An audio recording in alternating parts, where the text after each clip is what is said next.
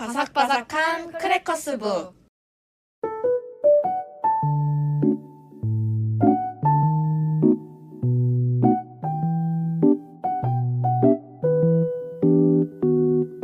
안녕하세요. 안녕하세요. 안녕하세요. 저희 지금 1부 지나서 2부까지 같이 함께 하고 있는데 저희 작가님 그리고 대표님들 어떠신가요? 괜찮으신가요? 아, 그럼요. 전 너무 좋습니다, 지금.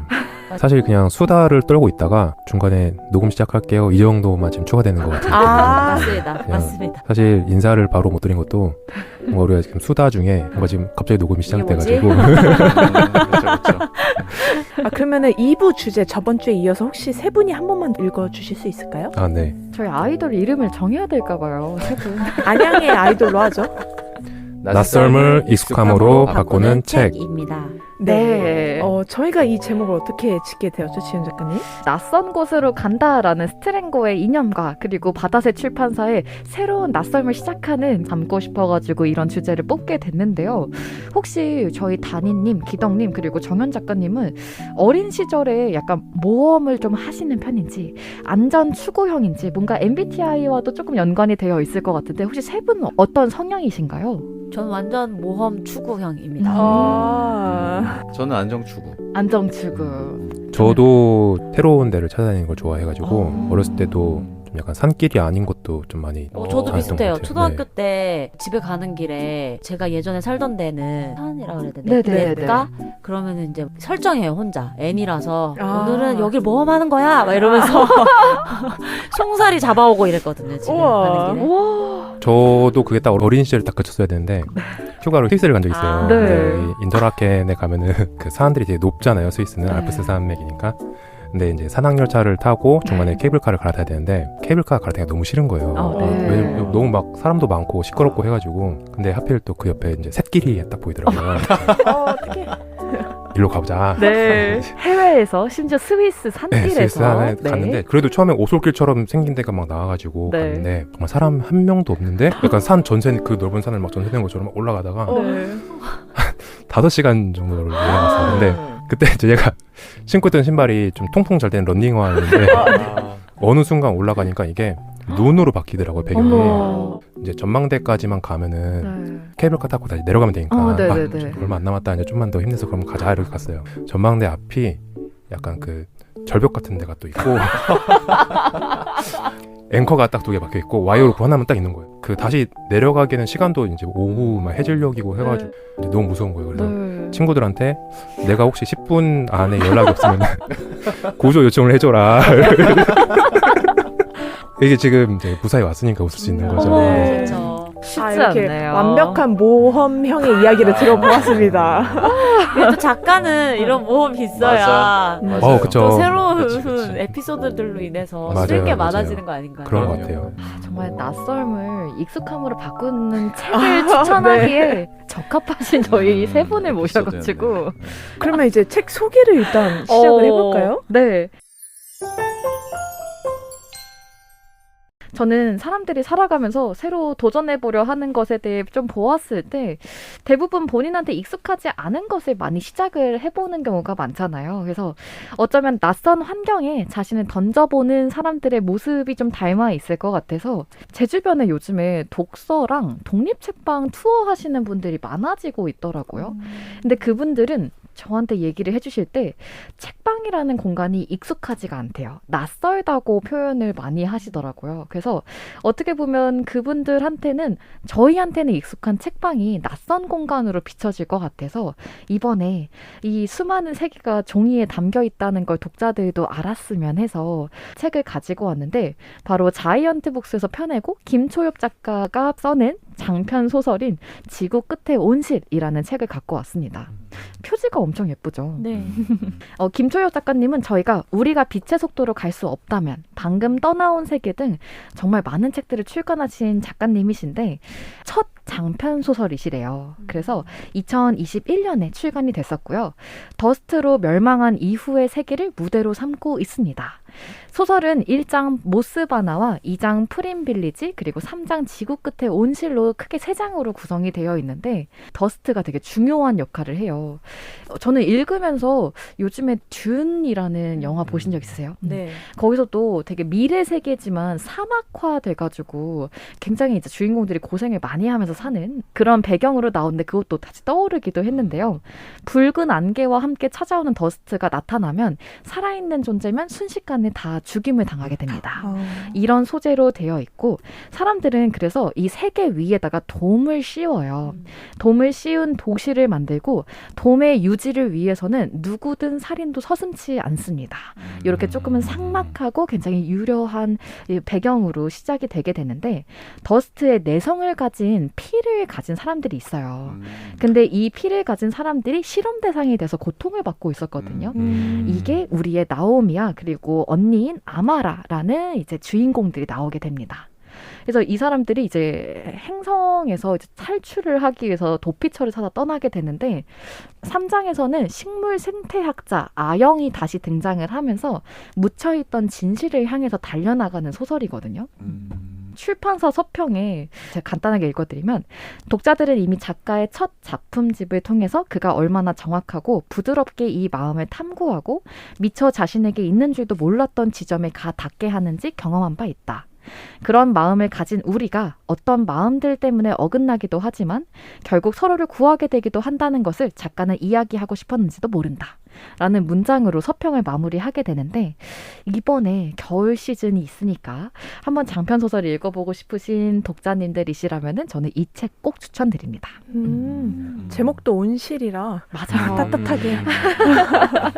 그렇습니다. 저희가 아까 스키 얘기, 스노보드 얘기, 설산 얘기를 조금 나눴는데 추운데 있다가 리조트 따뜻한데 들어오면 따끈따끈 하잖아요. 맞아요. 아, 맞아요. 그때 책을 아. 보는 것도 추천해드려봅니다. 저는 이제 보라차 작가님의 미얀마에서 쓴 글 사는 모양은 제각각이라는 책을 가져왔는데요. 색연필로 그린 듯한 일러스트가 되게 아기자기하고 마음에 들어서 이 책을 가져와게 됐는데요. 보라차 작가님이 첫 번째 책이 술에 대한 이야기가 있거든요. 술도 좋아하시고 여행도 투어리스트가 아닌 현지에 사는 사람들과 어울려서 사는 여행 스타일을 하실 것 같아서 되게 기대하면서 읽었는데 읽다 보면은 이제 아기자기한 일상 얘기 네. 더해서 만화도 같이 나오거든요. 근데 만화가 너무 귀엽고 재밌는 거예요. 그래서 좀 이제 글줄 읽다가 조금 지루할 때 이제 만화 보고 그 내용을 좀 이제 이해해보기도 했는데 네. 저도 약간 미얀마를 한번 가보고 싶기도 했는데 읽다 보면은 작가님이 이제 도시 중에서 양곤, 낭쉐, 깔로라는 이 세 군데를 여행하면서 이제 지내셨더라고요. 그래서 저는 한 일주일 정도 가신 걸까 했는데 이제 한 달이나 계셨더라고요. 근데 워낙 이제 현지인들만 돌아다니는 곳을 숙박하고 여행해서 그런지 집주인들이 다 여기까지는 어떻게 하다 오게 됐냐라는 질문이 많이 했다고 하시더라고요. 네. 또 집주인들이랑 막 밥도 먹고 기타 치면서 노래도 부르고 이제 한 가족처럼 여겨준 사람들과 되게 즐거운 시간을 보냈다는 게 느껴져서 저는 미얀마라는 나라가 나에게는 너무나 낯선 곳이지만 작가님 덕분에 되게 익숙하다는 느낌이 많이 들었거든요. 네. 그리고 책 제목도 어떤 의미가 있을까, 본문 중에 그 의미를 담은 내용이 있을까 해서 궁금해서 읽어봤더니 69페이지에 낭쉐의 풍경을 이제 묘사하신 부분이 있어요. 거기에서 이렇게 각자 나름대로 살아가는 모습을 보는 게 좋다. 사는 모양은 제각각이라고. 그러니 마음 가는 대로 살아도 괜찮다고 말해주는 것 같아서 약간 이게 저에게도 무척 와닿는 부분이라 다른 분들에게도 말씀을 드리고 싶어서 이 파트를 뽑아봤습니다. 네. 근데 너무 감동적인 문장들이 많은데요. 네. 그리고 이거 여담으로 그냥 재밌는 에피소드를 하나만 풀자면 83페이지에 이제 미얀마는 쪼리의 나라다라는 게 나오거든요. 그래서 쪼리? 약간 그래서 들었는데 네. 이 미얀마의 파낙이라는 전통 신발의 모습이 쪼리랑 되게 비슷하대요. 그래서 뭐 결혼식장을 가든 아무리 중요한 장소든 다 쪼리를 신고 다닌다고 하더라고요. 저희한텐 쪼리지만 전통 신발이니까 그쵸, 너무 익숙하게. 그분들에게는. 어우, 너무 좋네요. 네. 그래서 제 책은 낯선 미얀마까지 익숙하게 만들어 주시는 책이라 생각이 들어서 가져와 보았습니다. 아, 좋은 책 추천 감사합니다. 네, 그리고 다음 책 소개는 약간 눈치 싸움으로 어떤 분이 먼저. 제가 먼저 할게요.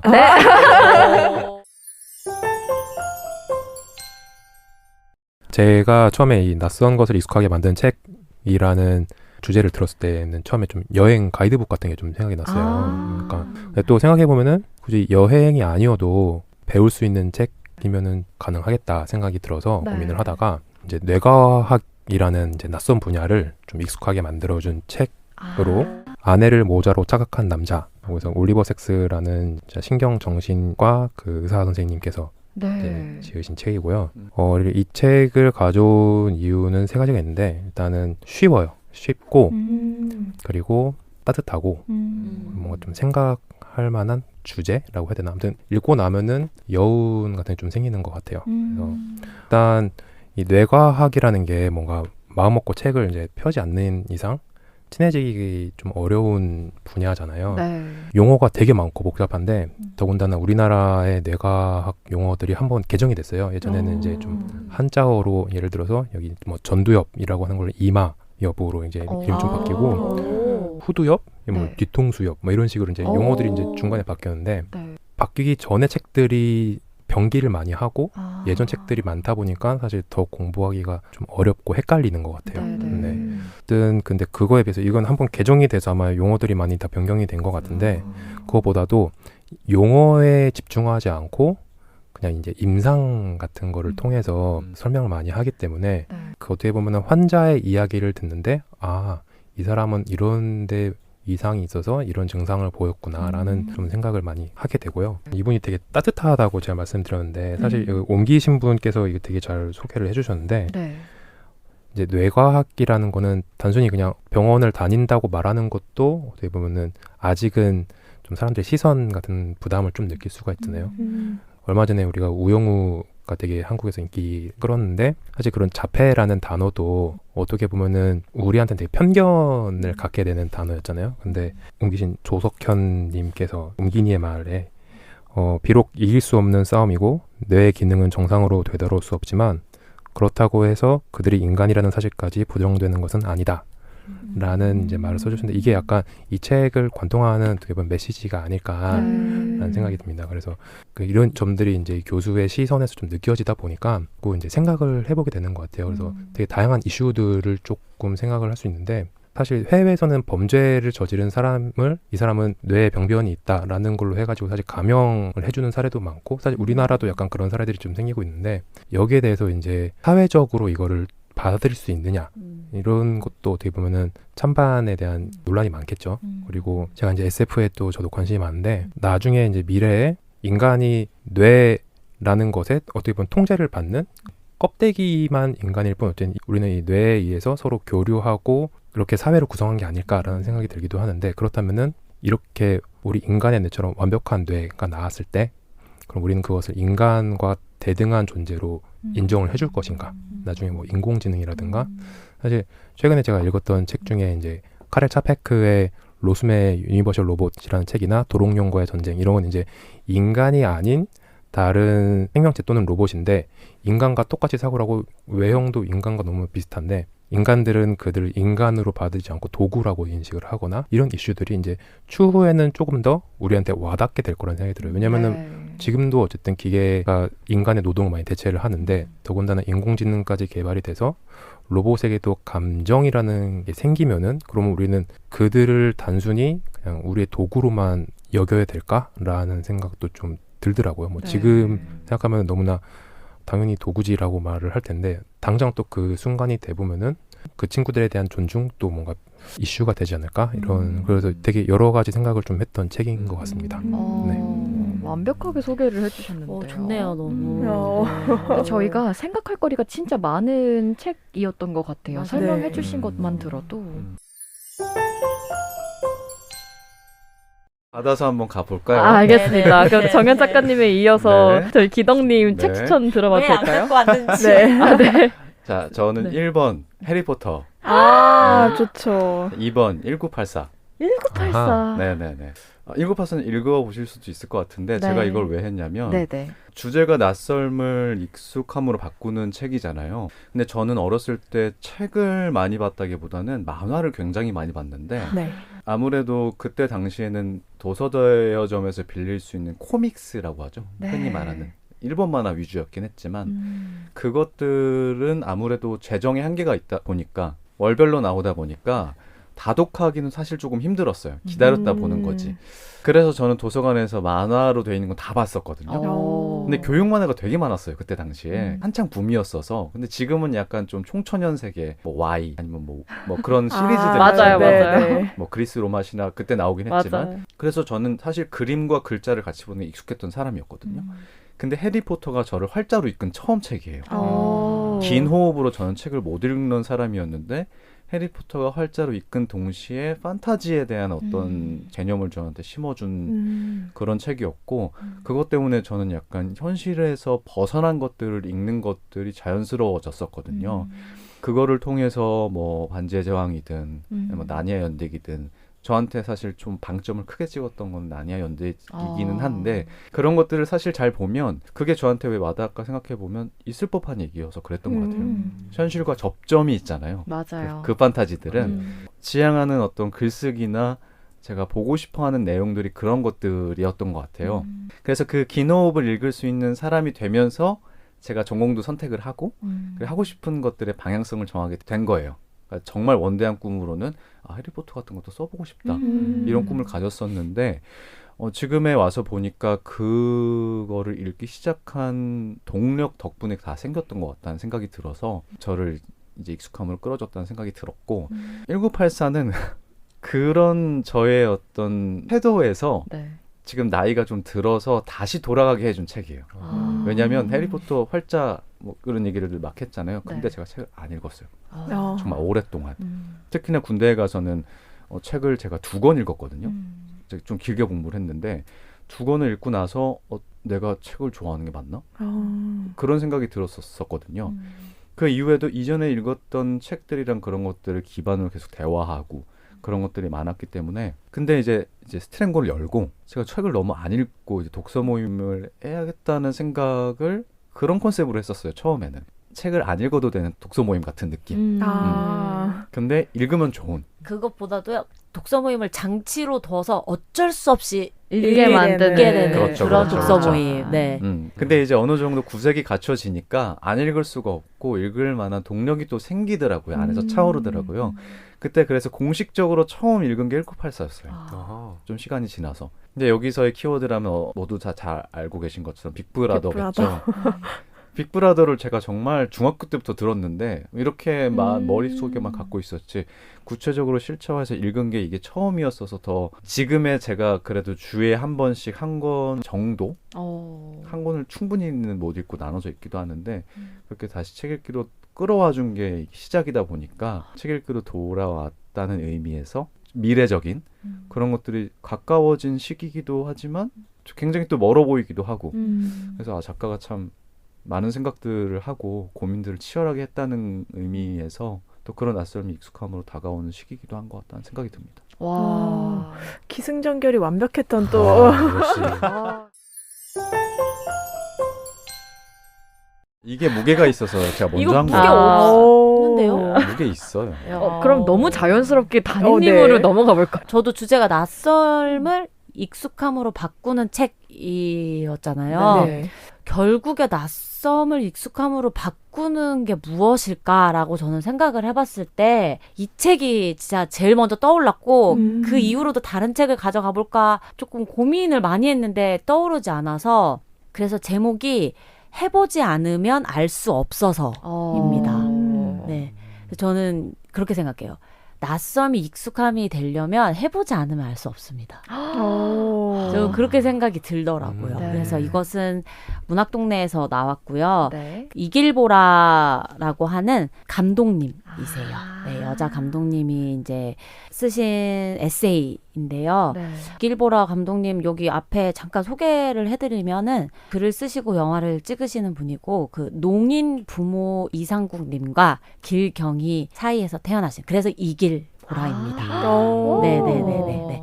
그래서 고등학교 1학년 재학 중에 아시아 8개국으로 배낭여행을 떠나셨고 여행에 돌아오신 후에 학교로 돌아가지 않고 학교 밖 공동체에서 글쓰기, 여행, 영상 제작 등을 통해서 자기만의 학습을 이어나가신 분이에요.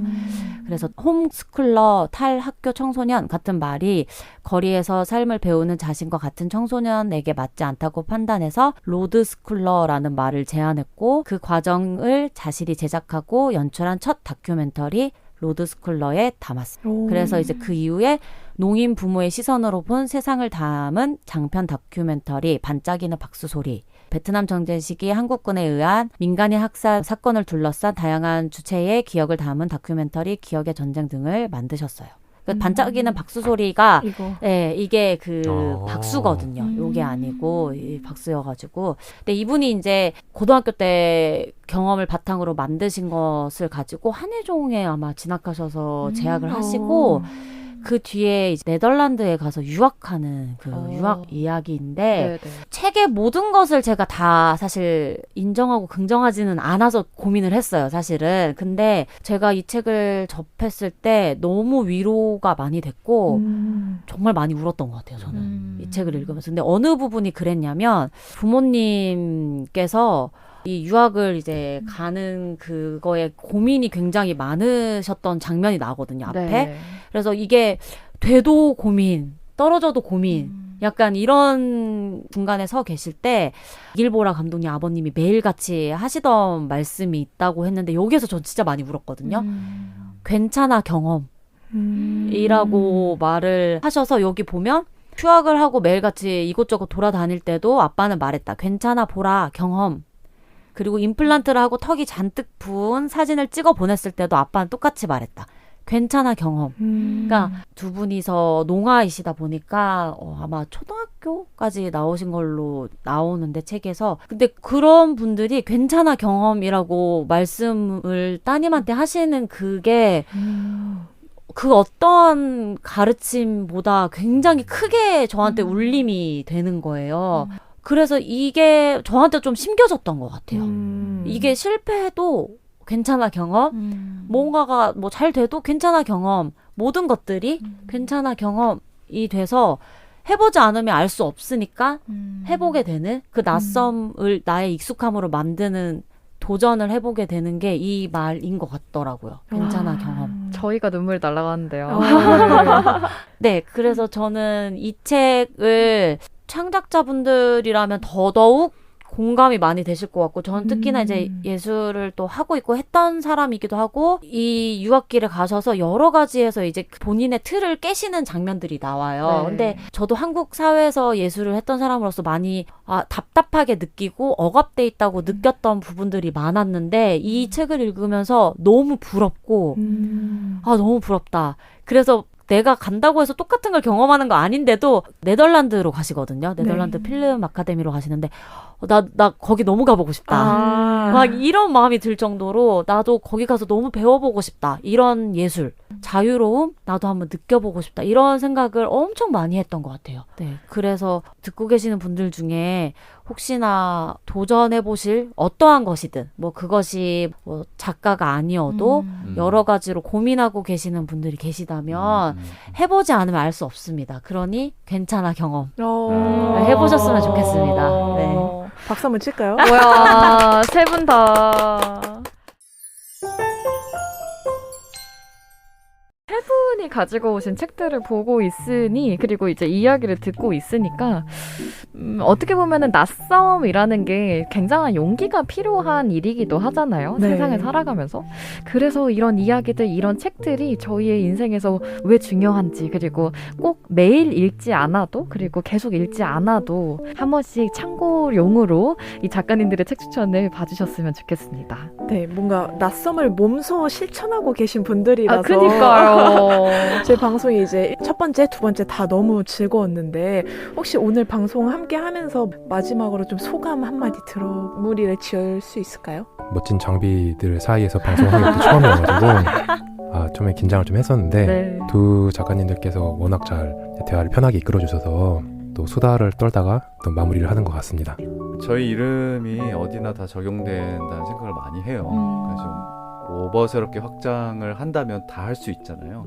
이런 비슷한 류의 방송을 하면서 제가 들었던 생각은 과연 누가 이걸 들을까라는 생각을 했었어요. 그러니까 듣지 않는다는 의미가 아니라 어떤 분들이 듣고 있을까에 대한 생각을 자주 했었거든요. 근데 저는 누가 듣는지 알 수 없는 상태에서 계속 하다 보니까 그냥 내 것을 계속 해야겠다라는 생각으로 계속 썼는데 결국에는 다 자기가 하는 것들 해야 된다는 생각이 들어요.